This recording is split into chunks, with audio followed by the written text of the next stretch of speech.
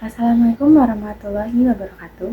Izin memperkenalkan diri, nama saya Maida Rahmai Sumartria dengan rekan saya Mutia Kemala Dewi dan Sofia Pratiwi. Di sini kami akan mempresentasikan mengenai analisis struktur permintaan agregat dan kebijakan pertumbuhan ekonomi di Indonesia tahun 2024. Selanjutnya yaitu latar belakang.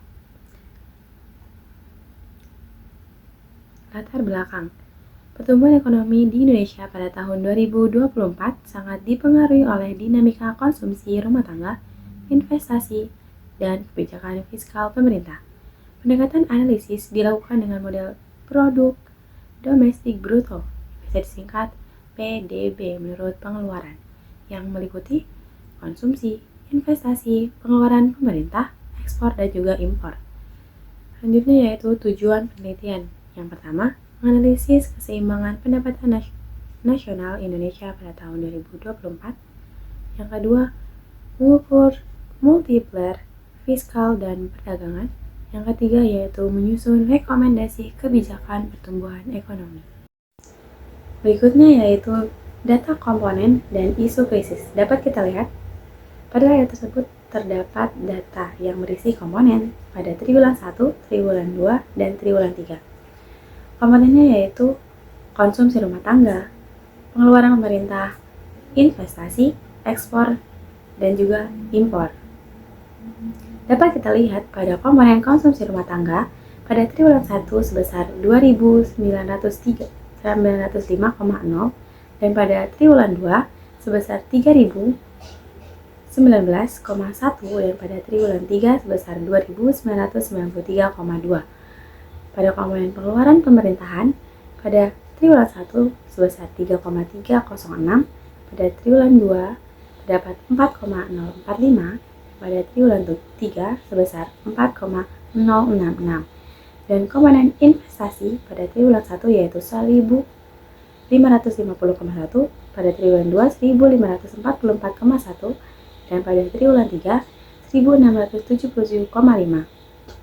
Dan pada komponen ekspor yaitu sebesar 1.130 pada triwulan 1, pada triwulan 2 sebesar 1.134,4, pada triwulan 3 sebesar 1.270, dan pada komponen impor pada triwulan 1 sebesar 1.045,4, dan pada triwulan 2 sebesar 1.049,8, dan pada triwulan 3 sebesar 1,170,9.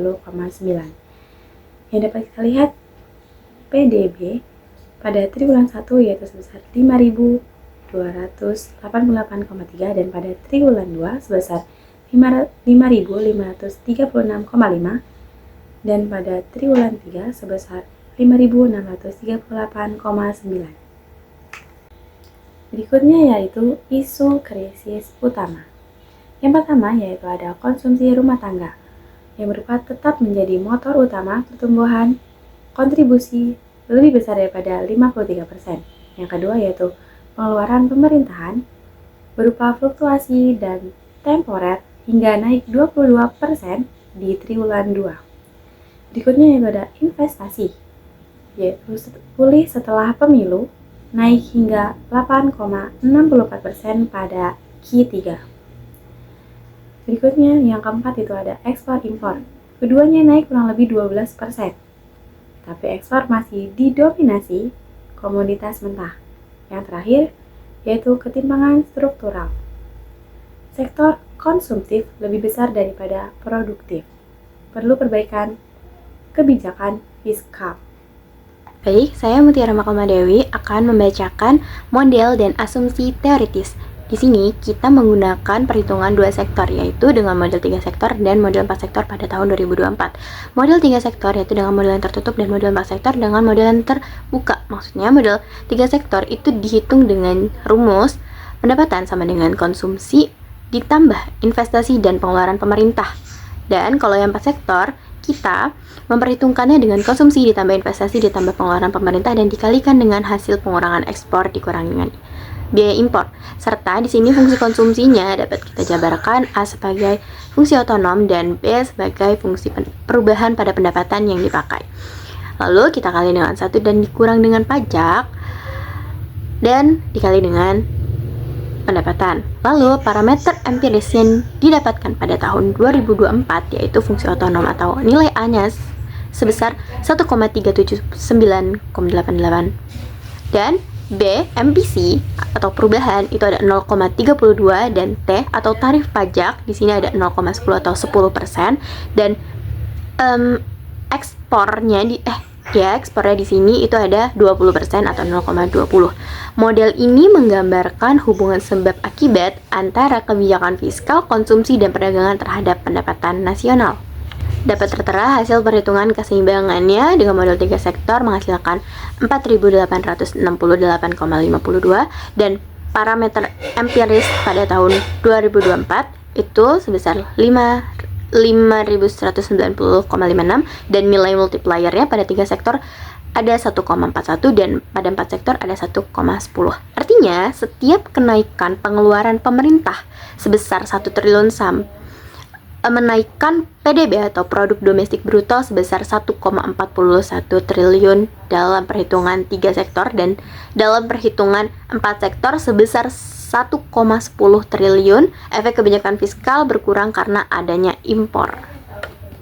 Di sini rekomendasi dan kebijakan pada perhitungan ini yang dapat kita jalankan atau direkomendasikan untuk dijalankan kepada pemerintah, yaitu dengan cara untuk meningkatkan dengan cara-cara seperti meningkatkan multiplier fiskal. Dengan cara apa aja? Fokus pada belanja modal produktif, percepat realisasi anggaran secara merata sepanjang tahun, insentif fiskal bagi industri ekspor dan padat karya, serta turunkan PPN barang pokok untuk memperkuat daya beli. Juga dengan cara integrasi kebijakan makronya. Dengan cara apa? Kita mensinkronisasikan fiskal atau moneter dari Kementerian Keuangan dan Bank Indonesia di dalam negeri. Lalu dengan menstabilkan nilai tukar untuk daya saing ekspor dan diversifikasi produk ke pasar ekspor, serta dengan dorong substitusi impor agar efek kebijakan di dalam negeri. Jadi merupakan rekomendasi-rekomendasi kebijakan yang biasa dilakukan untuk meningkatkan pendapatan nasional dan untuk mendapatkan keseimbangan dalam pendapatan.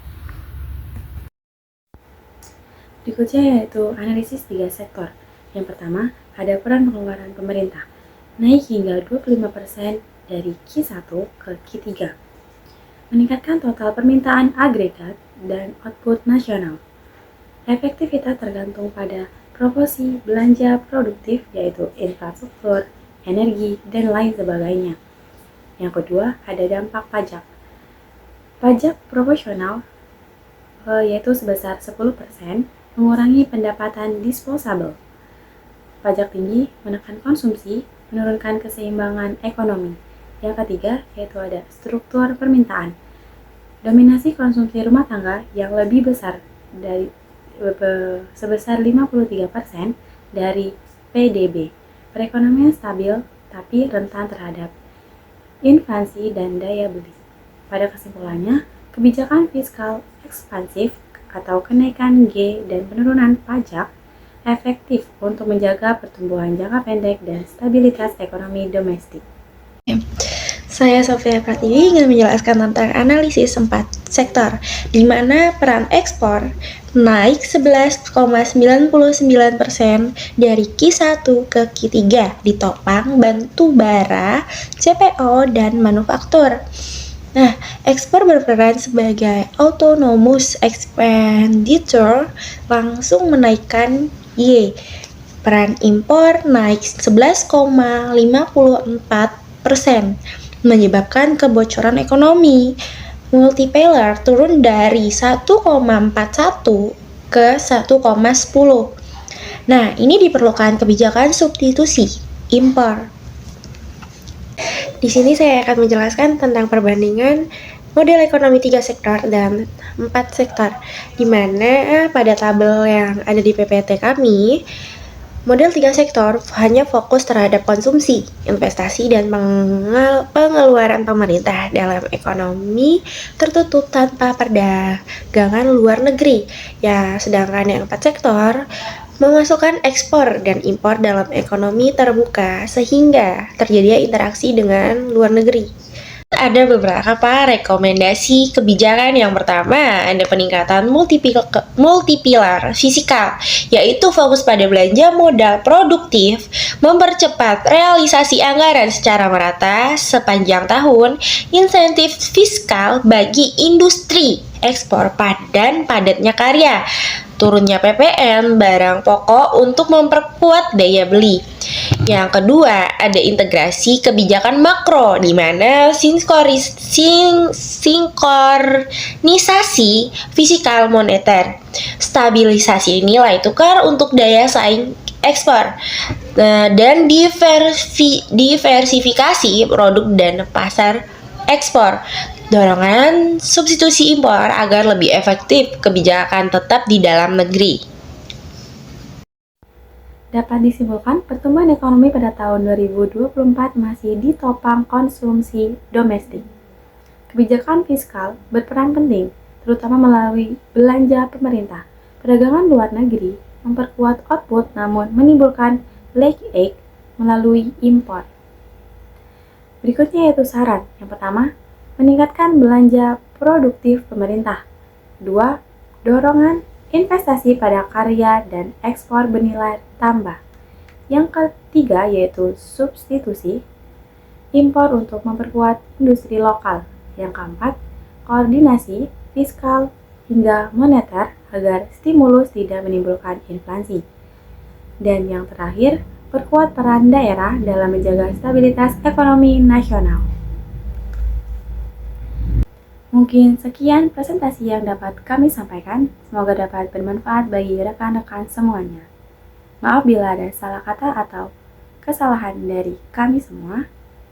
Saya ucapkan wassalamualaikum warahmatullahi wabarakatuh.